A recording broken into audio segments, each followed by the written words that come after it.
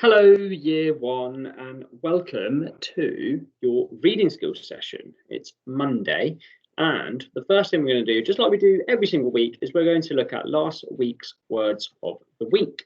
That's quite a mouthful, isn't it? So we'll go through the words of the week that were for last week, and then what I'd like you to do is I'd like you to have a go at using them. Okay, maybe creating some sentences using them.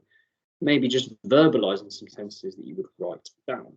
Now, you don't have to send these in or turn them in on Teams. That's absolutely fine. But just do them at home with somebody at home. So we have words like empty, empty, hurry, shook,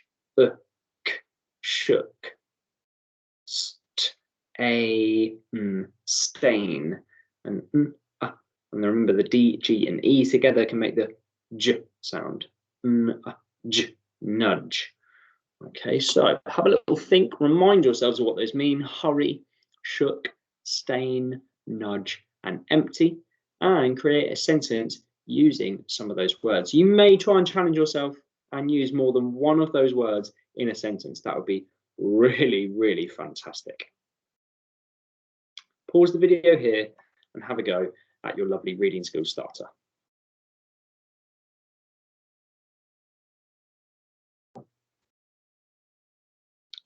Okay, so it's like I said, it's Monday the 8th of February, and we're going to be looking at our RIE, which we always do on a Monday, our retrieve, our infer, and our explain. We're going to be looking at a new text this week, and it's a very exciting text. It's not like the text that we've kind of looked at before, typically in our reading skills. Okay. See if you can notice how it is slightly different. So we're looking at a big book of beasts this week, which I think fits so nicely with our unit on jaws, paws, and claws. Okay, we're doing lots and lots of animal things. And I think it's also just a fantastic book to read. I love the pictures in this book. It's brilliant. So sometimes when you open a book, you get a page that looks like this. Now, it's a page that shows us kind of what is on each page, and it's got some numbers. What do you think this page is called, and what do you think it's showing us?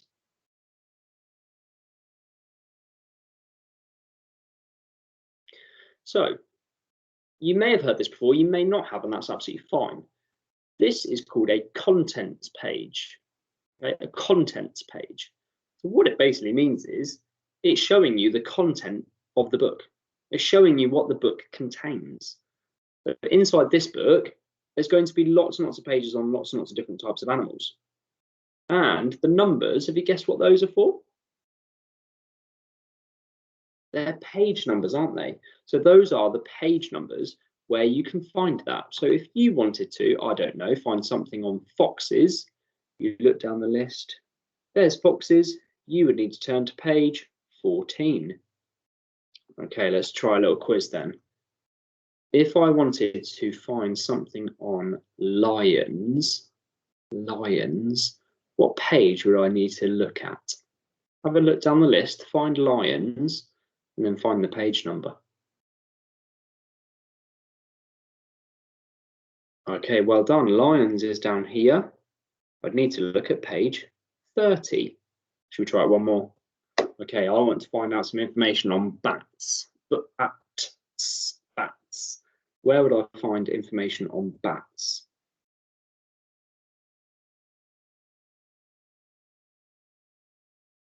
Okay, excellent. So bats is here. I'd find it on page 18. That is what a contents page is for. Now, there's another page. Now, this is usually right at the back of these types of books. We haven't worked out what type of book this is yet, but don't worry, I'll explain everything very, very soon. So this is an index, which is usually found at the back. A contents is found at the front, an index is usually found at the back. What's an index used for?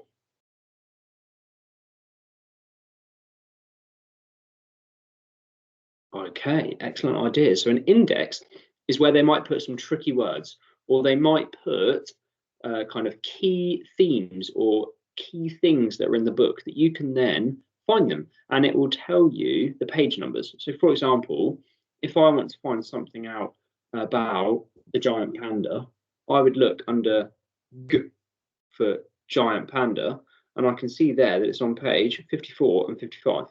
If I want to find something out about an anteater, I'd look in the A section, anteater 8. If I want to find something out about camouflage and how animals hide themselves, I might look in page 21 or 41. It gives you the page numbers. And you can see there's one for food. Now, food is on 7, 8, 9, 10, loads of different pages. And that's what an index is for. So next time you find one of these books, you might be able to look at the back for the index, and you might be able to look at the front for contents. So we're going to look at the blurb today. We're not even going to open the book. We're going to look at the blurb. So this is the big book of beasts. Let's read the blurb together. Why do wolves howl at the moon? Oh, that's a lovely piece of punctuation. Can you remember what that is? Excellent. It's our sheep, sheep, sheep. Ha! Question mark. Do hyenas really laugh? Why do hippos love the mud? Find out the answers to these and many more beastly questions inside. Place search and find in the pictures too. Can you spot all of the special paw prints? Oh, that's exciting. Meet all kinds of grisly, hairy, wild, and wonderful beasts from around the world in this first book of animals to share with young children. It is packed with facts about how different types of wild animals eat, hunt, and survive. So, our first question, what do you think we will learn from this book? Have a little look back. What do you think we will learn from this book?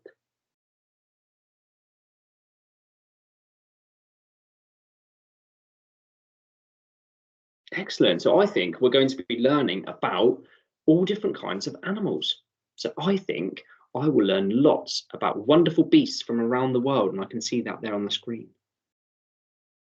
And I'll find out lots of facts about how different types of animals, wild animals, eat, hunt, and survive. Okay. Linking to that, what does "it is packed with facts about how different types of wild animals eat, hunt, and survive" suggest? What do you think that means? What does that phrase mean? Excellent. So it means that the book has got lots and lots of pieces of information about different animals, what they eat, how they hunt, how they survive. And we're going to be able to learn about that and find out about them. Explain. Why does the author ask these 3 questions? Why do wolves howl at the moon? Do hyenas really laugh? Why do hippos love the mud? Why do you think the author's asking that?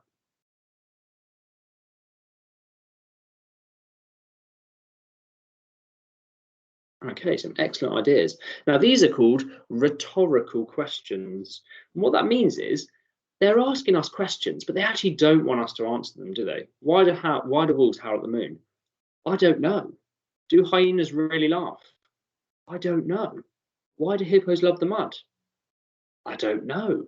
So none of us really know the answers. So it's asking those 3 questions to draw us in, to make us think, oh, I'd love to know the answer to that. That's really exciting. I would love to know why wolves howl at the moon. I always see it in movies like The Lion King, hyenas laughing. Do they actually laugh? Or do they just make funny noises? And do hippos really love the mud? I'd love to know all the answers to those. So I think the author, the writer, is trying to drag us in and make us want to read this book. That's usually what a blurb, the back of the book, is all about. So there's a bonus question here, and this links to what type of book this is. And I said it's a little bit different to books that we've looked at before. Bonus question, is this book fiction or non-fiction? So remember, fiction means fake. It means made up. It means not real. Fiction. Or is it non-fiction?